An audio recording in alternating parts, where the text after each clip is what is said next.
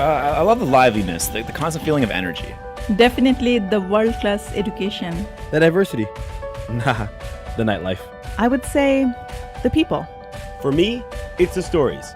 My name is Waja, and welcome to Toronto Story Archive.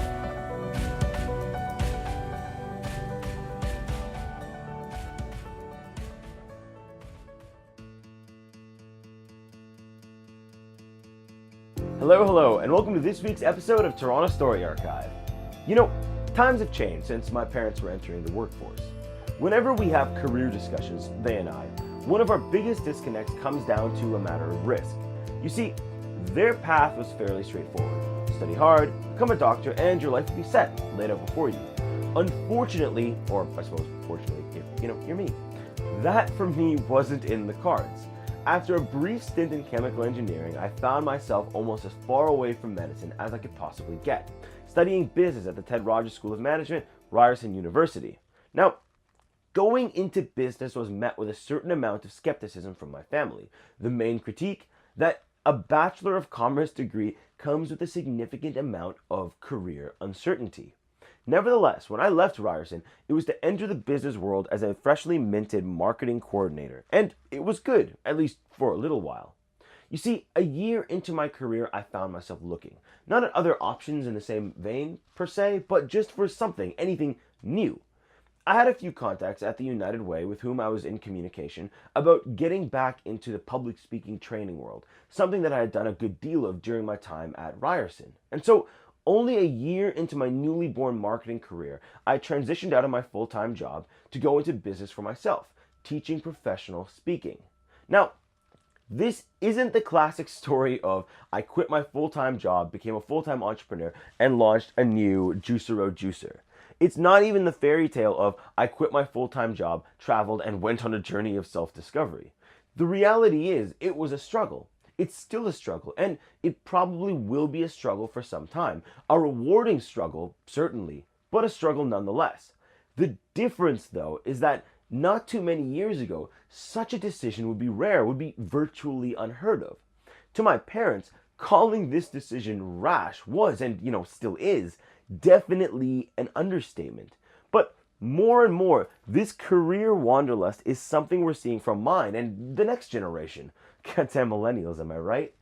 On the upside, though, this career wanderlust has led to many a good adventure, and that's where this week's guest comes into play. This week, I have the pleasure of chatting with Jane Arnett. Jane runs online sales and is a senior barista at Hale Coffee Roasters, a photographer, and a roaster apprentice. Coming at us from the Annex, welcome Jane. Hey. How's it going, Jane? How are you doing today? Good. I'm good. How about you? Oh, pretty good. I mean, I prefer the sun to the kind of rainy scene that we've seen recently, but on the whole, it's been pretty solid. Jane, I want to start by asking you the one major question we ask everyone who comes on to Toronto Story Archive, and that is, what is one thing you love about Toronto? Well, originally, before I actually moved here, I always thought of Toronto as this dingy, smog-filled, overly busy city that just wasn't too keen on ever moving here. And actually, one of the things when I moved here, I found that there was actually quite a good community of people to join. It didn't take me long to find two very good communities. One with my coworkers, actually found a good group of friends within that. They're like a family. And then I also found the Quidditch community, actually, which is super fun. It gets you outside. It gets you to meet a ton of different people. It's always co-ed. It's a really tight-knit group. So I found, surprisingly, that the communities here are large and wide and fantastic. That's awesome. I mean, it's always interesting, the preconceptions we have about a place before we end up moving there. I mean, for example, this thing with Toronto being this dingy, gray, smog-filled concrete jungle. I mean, moving from North Bay, I had some very, very similar perspectives. I mean, mine were tainted with, oh my God, it's a big city, it's going to be so much fun. But they were still there. I still expected Toronto to be way more gray than it actually was. I mean, it's sort of a vague question, but I mean, why do you think that people coming from smaller cities, smaller towns think that about Toronto? I don't know. I did grow up in Ottawa for 18 years, and to me, Ottawa Okay. is technically the capital, but it doesn't feel as big of a city. It's much like widespread. The transportation's not as great, so it's harder to get around. You're in high school, so you only have that small pot of people you know. And then I moved to Halifax, which is full of life and it's smaller, and there's tons of universities and tons of students. And like, I'm an avid camper and hiker, so the outdoors there is what really drew me. And I think the thing for me personally, when I look at Toronto, it's just like it is a concrete jungle, and I might not find people that would like to go camping or hiking in this city because it's so like finance based, and it just looks like this is a place where you like go to make it or break it, and it's kind of like the end all city, which is really intimidating to a lot of people. I find like it's a huge city, especially if you come Mm-hmm. from Ottawa or Halifax, and everyone sits here and tells you how hard it is to get jobs or how expensive it is, and it's just like you have to like bust your ass every day, 7 days a week, like 40 plus hours just to make it through, when really it's like not that scary actually when you move here. And it's almost like identical to like the last two cities I lived in. It's just like slightly larger, it feels like, and slightly faster paced. For sure, for sure. I mean, I've had similar discussions with my fiance. She's from Ottawa as well. And now for me, I've visited Ottawa, but I've never lived there before. And we have that same kind of conversation where she's like, "Yeah, this summer we should go portaging, or we should go camping for a week or so." And I'm like, "Yeah, or we could go to a cottage. Cottages are nice. They have running water and whatnot." But it's a very different perspective, and I think we've hit on, though, is it's true, it's the people really do make the difference. So I mean, living in Toronto now, I mean, how long have you lived in Toronto now? I'm guessing I'm coming up close to 7 months now. Okay, so you're a freshly minted Torontonian. Okay, so living in Toronto for I guess this period of time, have you found that you miss the great outdoors here? You miss the camping aspect. How do you feed that? Yeah, the main thing I do miss, because I actually don't regret leaving Halifax, and I don't miss Halifax in the sense of like living there. I do, however, miss hiking, and I miss finding that niche community of people that do enjoy going on 20, 30K hikes or 80-kilometer loop camping trips and like backcountry camping and portaging, because I haven't found those people here yet, actually. Seems to be a lot of, oh, well, we can go to the Don Valley Parkway. Like, that's a hike. And it's like, well, that's more of an urban hike compared to what I'm used to, which is like Cape Split and like all those Nova Scotian trails and like Cape Breton and all that. It's like, Hmm. it's very hard to get out of the city sometimes in order to find that time to actually take a long needed hike. So that's For like the sure. one thing I do miss. But other than that, this is like a fantastic city, and I never thought I'd love it as much as I do. For sure, for sure. So you must have loved traveling to. I believe you are a member of Valhalla Quidditch, so you must have enjoyed traveling to Victoria recently, and the hikes and the mountainous regions in BC then recently. Yeah, that was a great hike. I actually really enjoyed that. And I actually, after Nationals, traveled to Nevada to go and see my parents, and we hiked the Grand Canyon, which was great. Oh wow. So I did get out, and I did get to explore some and get some of my hiking back in. But now I just want to keep it up. No, absolutely. It's important that we get those things. It's important that we get those things. Like for me, I've never been much of a hiker or a camper per se. But one of the things that I definitely do miss living in Toronto is driving, because growing up in North Bay, it was a fairly easy prospect to go for a drive, and you could go for a drive on these backcountry roads. Even driving from my house to the cottage was a pleasant experience. It was full of scenery, but here driving becomes this whole thing. It's a whole thing to drive in Toronto, I find anyway, because of the traffic and the density, and you can't really move as well as you'd like to, going from North Bay or a smaller city to Toronto. So tell me a bit more, I guess, about the communities that you work in. I mean, we've had a few people on Toronto Story Archive who have talked about Quidditch and what Quidditch is like and the Quidditch community in Toronto. So I'm interested as well in your work community. So you work at Hale Coffee Roasters. What is that scene like? Well, they were actually the first and like only people I knew before I even found out about Quidditch. So I kind of latched on to my coworkers Hmm. uh, right as I got here because I like to socialize, I like to be out, I like to meet new people, and a lot of my coworkers are a bit older than me, but relatively in the same age group, and the owners and bosses are really chill and really cool and really like opening and like welcoming. Hmm. So they were all like very excited when I got here, and I quickly just like settled in very easily. There was like no bumps or anything. They were all like super happy with my work placement, and they'd like after say I did a closing, they'd be like, okay, well, like let's all like sit and chat and like, do you have any questions for us? Do you want to like know like any restaurants where to go or like, oh, like how was Halifax? Like tell us about your life and like what brought you to Toronto. So like they were just curious and they like wanted to know more about me, which made me want to know more about them. And it was great because I ended up being friends with all of them. And now we've been out on the town together. I've gone bouldering and I've gone to play pool with a lot of them. I just celebrated my manager's Hmm. bachelor party with him, which was great that I was Oh, invited. fantastic. Uh, yeah, so they're like a wonderful, like it's a smaller community because it's like there's only about 15 of us and we're slowly growing, Hmm. which is great. So it's like more and more people to meet, which is exciting. I mean, that's what you need, right? In the business world, it's all about corporate culture nowadays, and that's even more important when it comes down to your own experience and your ability to connect and enjoy the places that you work. So, I wanna double down on talking about the coffee thing here because like for me. I'm a total plebeian when it comes to coffee. I like my McDonald's. I like my double doubles.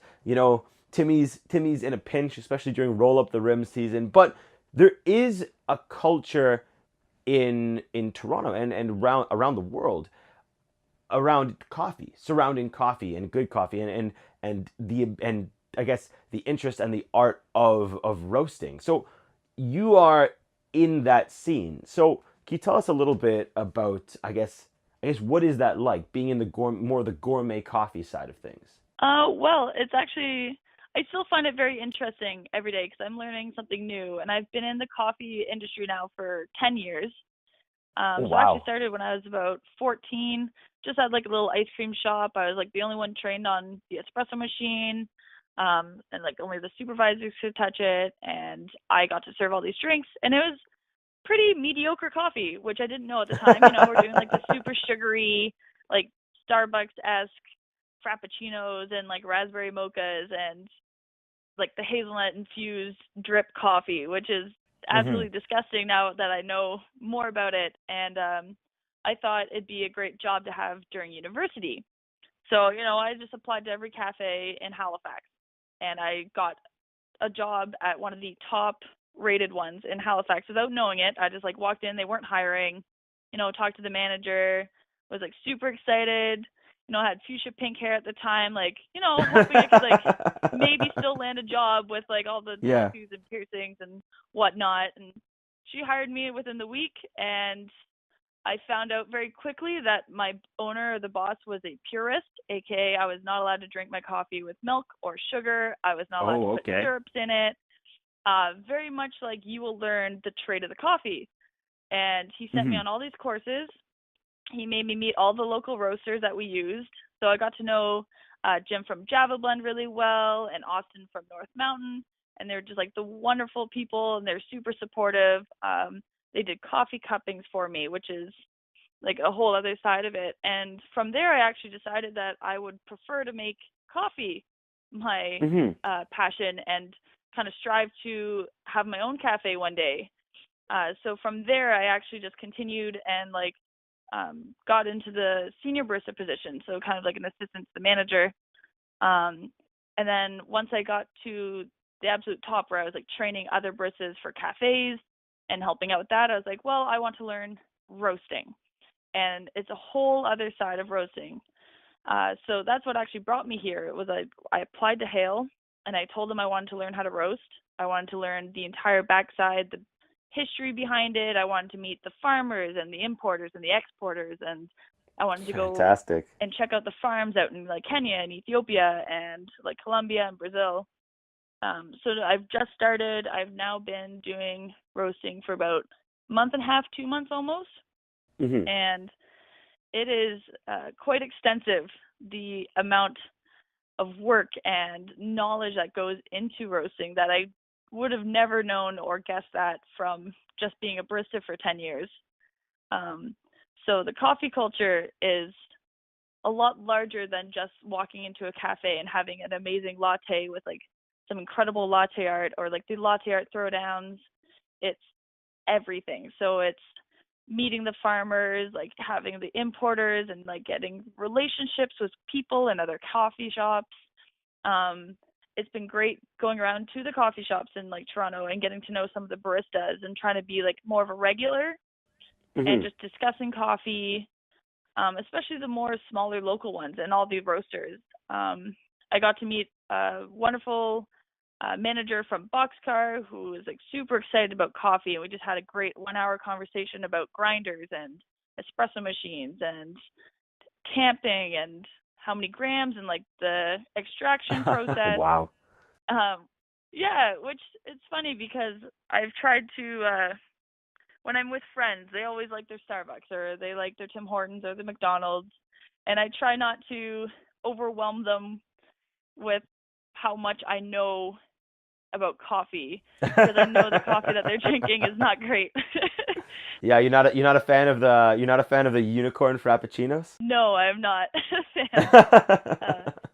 It's been great though. My parents are always on board for me to bring home new coffees, and they're always asking me like, what are the flavor notes, or why does it taste like this, or what's a dark roast compared to a medium roast. So it's actually kind of exciting to see friends and family getting more involved in like learning, which just makes it more fun for me to go and learn more so I can like teach them.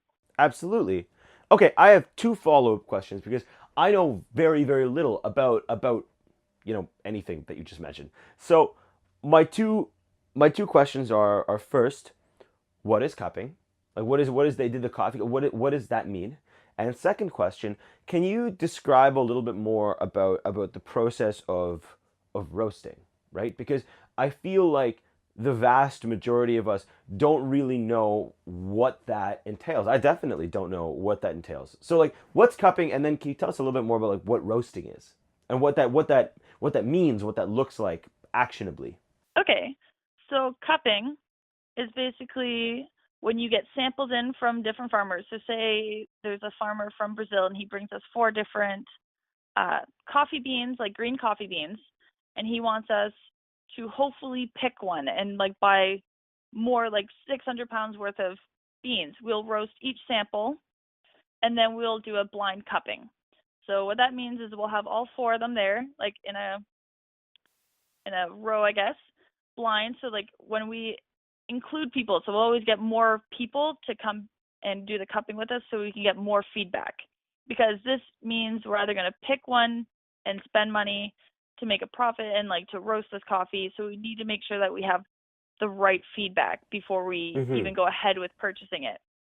So in order to like, the reason we do it blind is so that we don't know the pricing, we don't know the region, we don't know any back history on it, and there's no bias. We cannot have a bias on any of them. Personally, I love Ethiopian coffees. I love natural processed coffees.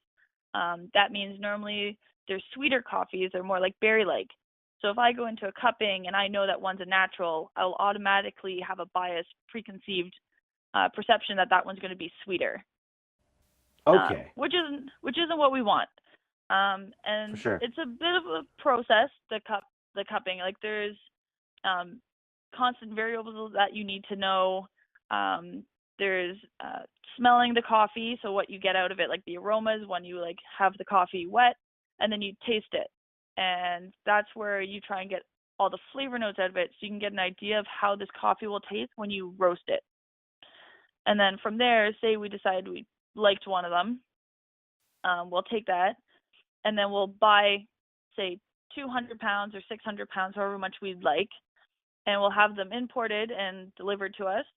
And then for the roasting, basically roasting, we have a Diedelijk at Hale, and it can fit about 24 pounds of coffee in at once. Oh, wow. Um, Okay. Yeah, so you can do 24 pounds in, which you'll actually only get about 22 pounds out. But the whole roasting process in itself only takes between 11 to 15 minutes to roast 24 pounds. Really? It's not that long. Yeah, I thought it was going to be a much longer process. I thought it'd be a half hour to roast these beans. No, it's a very, very quick process. And depending on if you wanted a light, a medium, or a dark roast, the only difference is the end temperature. So a dark roast may not actually take longer than a medium roast. The medium roast may actually take longer than the dark roast, depending on the process. Because the process, you start off, there's like gas and there's airflow, because it's more of it kind of looks like a smoker, I guess. There's a drum, Okay. it's round, and there's the grills on the inside that control the gas and how much fire or heats up the drum where all the beans are in. And there's a stage called the yellowing stage, and that's where the beans start picking up the heat from the drum. And you can prolong that if you want. You can make it faster. You do that by like controlling airflow or like how much gas you want in there. And eventually it'll get to the browning stage where you'll start looking for the first crack. And first crack normally happens around like 200, and that's when it starts developing. That's when the bean now actually takes on its own heat and starts expanding. So like when you look at coffee beans at home and you put them in their hand, they're actually larger than what the green beans would be when they initially go in, because they expand, they lose some of their density. And basically, first crack is typically light to medium roast, and if you want a dark roast, you have to wait for a second crack. And that just means that it will now be darker, the temperature is higher, and that's when it starts developing for a dark roast. So dark roast is dependent on how you I guess roast the beans. It's not a different kind of bean altogether? Yeah, so each bean, say one's from Peru, one's from Brazil, one's from Ethiopia, those beans will all have their own profile. No bean will ever have the same profile unless it is from the same batch, the same farm, the same trees. Okay. Then you can, so say we bought the 600 pounds of a Brazil bean. We can find a profile specifically for that bean, but that profile will not match or work for any other bean. Because some beans are more dense, some are lighter, some are from higher altitudes. And actually, the higher the altitude, the more likely it can take on the heat to be a dark roast. Okay. So cool. Yeah, because the higher the altitude, the more dense the green bean, which means that it can take more heat. Therefore, if it's a lower altitude, you cannot actually put it through to be a dark roast because it will actually disintegrate and burn. Oh, wow. Okay. Yeah. So one of my things, actually, because I do enjoy dark roasts, and I know most people automatically think dark roasts are bitter and ashy. And if you actually properly roast a dark roast, it should not be any of those things, and you should be able to get more of a one-dimensional taste, so more like a chocolate note, or more like, I like a lot of elm or pine dark roasts, where it's just like flavor notes. There should still be flavor in them, which is what we always strive for. But yeah, it's like a wide range. So like a lot of Ethiopian beans actually come from higher altitudes, so you can actually find a lot of dark roast with Ethiopian beans. This is so interesting. I love it. I love it because you go into, I guess, the beverages world in general. And everyone has their own passions, their own interests, and the things that they want to dive into, right? And so the expectation that I think many people just go in with is, if you're going to have a tasting like that, you go to like a wine tasting or a scotch tasting or get a flight of beer or something like that. Even at events like I like to go to the Gentleman's Expo well, like when it shows up in Toronto once a year. And there, the majority of the things you have are all oriented towards different alcohol flavorings, and you hear much of the same verbiage, much of the same, I guess dialogue and language surrounding the tasting there. But outside of people who are actively involved in the culture, and although it is growing more ubiquitous now, it's really cool to hear similar verbiage about something that, as someone who is very much on their way to a meeting, pick up a quick coffee and keep on going, as just your obsession fuel. This is very interesting. This is a very interesting take, and I'd like kind of a dive into what the coffee culture looks like. So you want to start your own, I guess, like your own scene for coffee, your own roastery, your own shop. You want to open your own shop. So what does that look like? If someone wanted to do that, how do you go about doing that? I mean, I know a little bit about how to do that for, say, like marketing or public speaking or communications or media, but for coffee, what does that entrepreneurial aspect look like? Well, I've actually been looking and like planning and researching for a couple of years now, and a lot of it has to do with location, um, how susceptible people are to the level of coffee you want to brew. So because I've been in the coffee industry for so long and I really strive for high quality coffee, Hmm. normally it's harder to get people my age actually to get excited or be willing to pay a slightly higher price for a coffee that you've worked so hard for, or you bought this coffee at a high price and it's fair trade or it's direct trade. It's kind of hard to get some people to understand that, and that coffee beans are actually priced differently based on region and how much Hmm. like the overall cost of it is, which is why when you go to coffee shops and one bag is $18 and one bag is 20, there's a difference. It could have been the $20 bag cost more per pound from this place because it was a relationship and you wanted to make sure that it was fair trade or it was like direct trade. Um, so like that's one of them. I've actually been thinking Ottawa would be a good location. Toronto is very Okay. saturated with roasters and good coffee and local, whereas Ottawa is slowly up and coming. They have Bridgehead, they have Little Victories. Hmm. They don't have as many coffee shops actually that are well done or have good coffee. Morning Owl is one of my favorites to go to, or the Ministry in Ottawa. They do a fantastic job. They really care about the coffee and they use a local roaster. But there's only really the two or three because there's Equator Coffee. Hmm. However, it's a university area, so there's uh, Carleton, there's Algonquin College, and there's U of Ottawa U. So that's great because then you get the students that always want the coffee, they need the coffee. People think of it as a caffeine grab that keeps them awake, which is great. You want students. Students are like the main audience for coffee right now. Um, Hmm.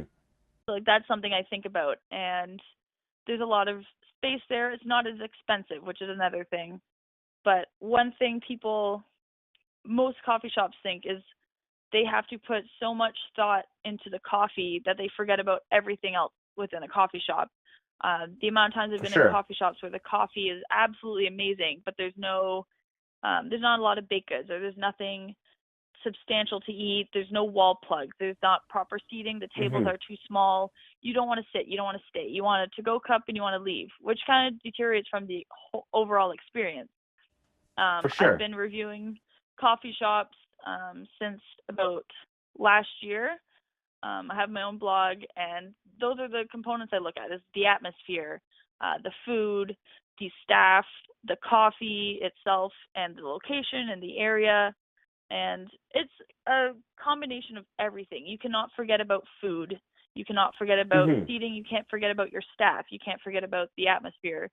Um, so it's more difficult to open up a proper cafe than most people would think, because most people are just like, you just need coffee, you need a space, then you're good. Um, but there's so much more to it. I've been in coffee shops where there's like 6 sandwich options and there's 3 espresso options, and there's hundreds of baked goods and people just stand in line. The line's out the door because people can't make up decisions. Like that's too much. Like maybe cut it down to 3 sandwich options.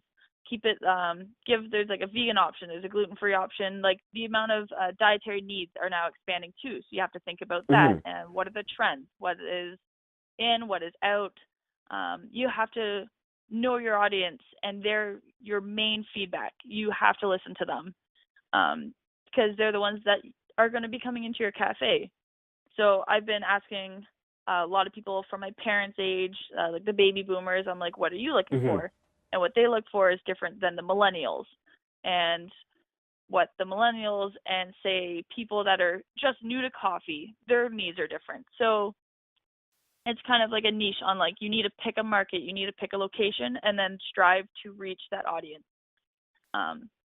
So my thing is, like, I first need to figure out which location and then plan from there. Absolutely. I mean, it's not just the product, it's the process and the customer experience that comes along with it. And I think you're totally right that many people would not recognize the level of market knowledge and marketing that comes into building something like this. You would need to know like your demographics and the right place and the right distribution. And it's funny that you mentioned the kind of coffee shops that you don't want to stay. You just want to grab your cup and go. I had a friend of mine reach out to me a couple of months back and he was like, hey, we haven't chatted in a while. Let's go grab a coffee. So I can't remember the name of the spot off the top of my head, but it's East York and it's near to like Coxwell Station. And so we go to this place and I'm looking around, I find it and I go in. And I mean, I can say that the interior was pretty cool. It was interesting because they had it styled like a warehouse. People were literally working just to one side with the bags of what I presume were beans and whatnot, and doing the labor aspect of the work right there. But the only place there was to sit was this one long bench with high chairs, and the entire place was just like stark, cold metal, no wood, nothing. And it was winter, and it was quite literally cold in there. You had to keep your jacket on, which I didn't have with me. So like it wasn't the greatest experience. It's not somewhere that I would ever want to necessarily go back to. The coffee was good, but my entire experience being there wasn't as much. And I think that's something that I guess people need to take into account, which is exactly what you said. So I mean, you touched on something that I want to learn a little bit more about. And that was, you mentioned the difference between fair trade and direct trade coffee, I believe. What's the difference between them and like what does that look like in the coffee industry? So actually, recently, fair trade is now becoming less and less popular because more roasters are actually going for the direct trade or the relationship. So a lot of roasters are now going out of their way to fly out to these farms, to meet the owners, to be there for a week, to meet the employees and to help out. And that's like a relationship. They want to create that bond. They want to know that they can like trust each other, that when they get the coffee imported, they will be getting the coffee that they actually ordered instead of a different one. It'll be properly picked and looked through, and that's becoming a lot bigger now. Fair trade is very similar to direct trade. The employees and the owners are still getting paid properly. They're not getting underpaid because there is a minimum. There is a there is a minimum payment per pound set by the fair trade. So they can't pay that. However, if they have asked for more, some people don't have to pay that when the minimum is set a bit lower. As long as they pay the minimum per pound, that's technically fair trade. Whereas direct trade is they're conversing directly with the farmers, they're getting told what the price is, and then they pay that price per pound. That is the same as relationship. Relationship is just a bit closer. They get to know the farm really well, and they order yearly. So those are much more popular. Those are something that I would like to strive for. I personally want to go and volunteer on a farm for a month. I want to get to know the employees and the workers and the owners, and I really want to create that connection so that there's that trust and that bond so that when I open up my own roastery, I know I can go to them and they will give me the best high quality coffee, and they know that I will pay them properly and that their employees will be taken care of. And that's important. That's an important aspect of this. I guess as the world is becoming, I mean, it's always been international, especially in recent history and more globalized, but as it becomes more accessible to travel from one place to another in pursuit of your business goals, I think like that would have to be where it's going, the ability to facilitate those relationships and to connect directly with the farmers and with where the coffee beans are coming from. So as someone who would be new to that scene, like how difficult is that to facilitate? Because you think of, your standard big business, and if I'm someone who just started like XYZ company, getting in the door at a potential supplier would be potentially challenging in the marketing world or otherwise. So what does that look like as someone new to the scene? How easy is it to facilitate those connections, presuming you are capable of traveling to where your product's coming from? Yeah, so personally, I've been searching and looking for workaways or volunteer projects for these farms, and I've been looking in Brazil, and I've been looking in Kenya, and I've been looking in Ethiopia and Colombia, and it's incredibly difficult to actually find anything that will connect you directly with these farmers. So actually a lot of how roasters now is just through connections. So my work has actually been introducing me to all of our importers and exporters. So I got to sit down with one of the importers from Brazil, and he actually mentioned that next year he visits the farm that he imports from every year, yearly. He goes and he stays for a month, and he helps out and he talks to them, and he said that we can actually come and join him next year. Oh, wow. So, yeah, so a lot of ways to get into a door and make these relationships or these direct trades with a lot of the farmers is simply just by knowing the right people and constantly making contact and getting your foot in the door and meeting people and talking to people and making sure that it's the right people. We have several different importers that come in through Hale, because one person will only do Nicaraguan coffee, one person will only do Brazil, one person will only do Peru. So a lot of them will come in, and I've met almost all of them that are within the Toronto area. And Toronto's actually got one of the biggest import-exports from Canada. So this is like prime area for me to actually be able to meet these people, because it is very difficult to get your foot in the door without first being in a cafe or a roastery, and just like constantly asking. A lot of the ways I got into the roasting was I constantly bugged them on a weekly basis for several months, that I wanted to learn how to roast, that I wanted to expand my knowledge, that I wanted to learn something new, and that I wanted to learn the trade. I told them every day that this is what I wanted, this is what I needed to learn, because I don't have a full hand right now to open up a roastery or a cafe, because I don't have those contacts yet.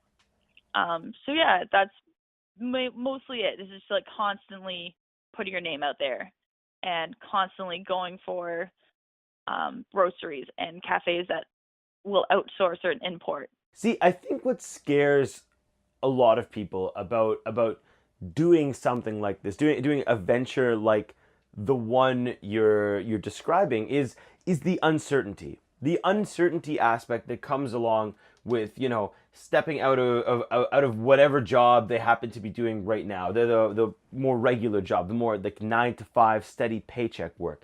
Stepping away from the certainty of the lifestyle that they're living right now, wherever they are, and diving into that level of entrepreneurship. Even the idea of traveling to a different country and living there for a month to learn the trade and potentially facilitate a relationship is a bit scary, So I guess my follow-up question is like, how does that uncertainty feel to you? I mean, you must have had, some you have to have some tolerance for that uncertainty and some risk to just, pick up and move to Toronto in the first place. But from transitioning from Halifax to Toronto to wanting to open up your own coffee shop, I mean, how do you find that uncertainty has affected you?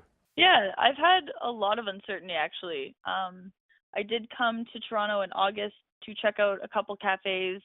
I did have a couple interviews, and I got a couple job offers immediately, which was really hard, and they only gave me about 48 hours to a week maximum to decide whether or not I wanted this job. And luckily for me, I was just subletting an apartment in Halifax, and I drove back, accepted the job, packed up my stuff, and then moved here without any place to live. I had a fantastic friend who actually let me crash at his parents' house, and his parents are absolutely lovely people.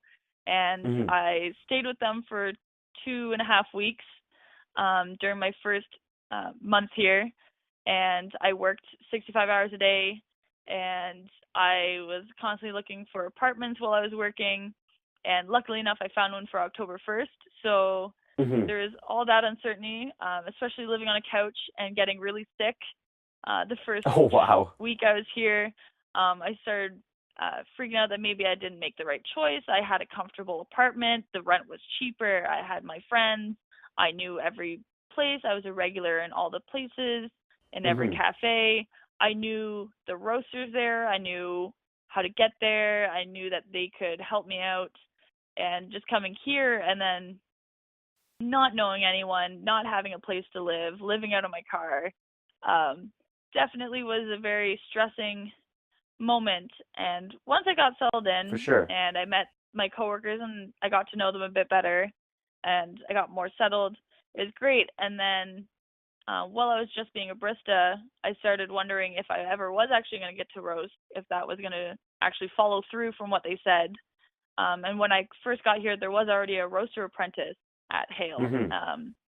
So I knew I'd have to wait. I thought I'd have to wait a lot longer than I did. Luckily for me, though, the roaster apprentice quit. So then there's an opening. But even now, I still have uncertainty and moments where I'm not sure if this is something I want to continue in. Sometimes I think that it'd be interesting to go back to school for nutrition and fitness, because that's something I really enjoy in my off time. That's something I hold dearly, and I strive to be as healthy as possible so I can go hiking and I can go camping. That revolves around a lot of what my lifestyle is like. And then there's days where I think I'm crazy for dropping 10 years worth of hard work, and I finally got to the point where I'm roasting. But I think everyone has those days where they just want to like quit everything and change careers, try something new. And it's definitely hard when you're getting like feedback and maybe you didn't do such a great day that day, or maybe your mood was really low and people are pointing it out and making you feel worse for being tired or exhausted, or maybe just like you're working too much or haven't slept and you're just not in the mood to go into work, and you know, it's kind of more of a nuisance that day. So I've had those days, but then it always ends up making up for it when I get to roast and see the product being packaged and then sold. Like, I think that's such a great thrill for me. It's just like, okay, like people are actually going to be trying this coffee that I roasted, and I'll be getting feedback from it. And it's kind of nerve-wracking, but it's exciting at the same time, because I've been told that I've been picking it up really quickly, which makes me feel really good about it. And I have a good feeling that like I can do better and I can do more. So yeah, for the most part, it's like I'm not uncertain, but you know, the days are there. Sometimes I miss Halifax and like the easy life and just like going to work like Monday to Friday, getting my weekends off. Sometimes I do wish I had a 9-to-5 job like most of my friends, with health benefits and a salary, but no, I make it work, ends meet, and it's great. Absolutely.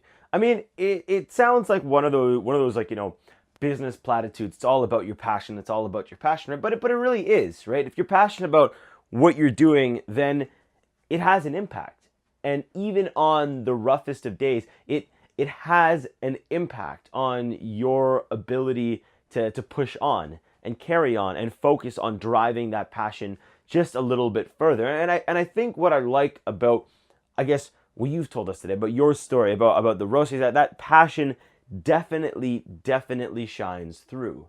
So I guess the last question that I have for you today on Toronto Story Archive is Since moving to Toronto, you've obviously experienced some cool places in the coffee scene or otherwise. So if you could recommend one place to go or one thing to do in the city, what would it be? Well, I guess in a broader sense, my favorite place to go on my days off when it's really nice out is Kensington Market. I'm like a 15-minute walk from there, so like the walk itself is really nice. It's through like a really calm neighborhood with a bunch of trees. And having done an arts degree at NASCAD, it's really fun to go to a really open and like vibrant little part of the town that's just so unique. And it does hold one of my favorite cafes. I really love going to Fika Cafe, actually. The baristas there are absolutely wonderful. They'll talk with you. They do great coffee, and the space is just absolutely gorgeous. They have a back patio, so if you want to go and sit outside on a nice day, you can. It's super artsy. There's a whole wall full of old books that you can look at. There's sharing tables. There's everything you could need there. Like the tables are great. There's some food options, and you could just relax. And if you wanted to, you can like walk around with your coffee, and there's like some great markets and food stalls, and it's got some fantastic like vegan and gluten-free stuff if you like have any of those dietary needs. Being celiac, it's got one of my favorite bakeries there, which is Bunner's, and I can't leave without getting a cinnamon bun or something every time. So it's like always, it's like my safe, happy haven in Toronto. Absolutely. No, that's wonderful. Thank you so much, Jane, for joining us on Toronto Story Archive. It has been an absolute pleasure having you. Yeah, well, thank you, Mo, for inviting me to be on this. I'm really excited for it. My pleasure. And that's a wrap for this week's episode of Toronto Story Archive. Each episode, we bring on guests from Toronto to tell us a story, any story about their life in the city. Our commitment is to not sell, pitch, or bore you. Our goal is to amuse, excite, and at the end of the day, entertain you with stories told by the many voices Toronto has to offer. If you have a story to share, shoot me an email to submissions@torontostoryarchive.com. My name is Mo Waja, and thank you. Thank you for tuning in to Toronto Story Archive.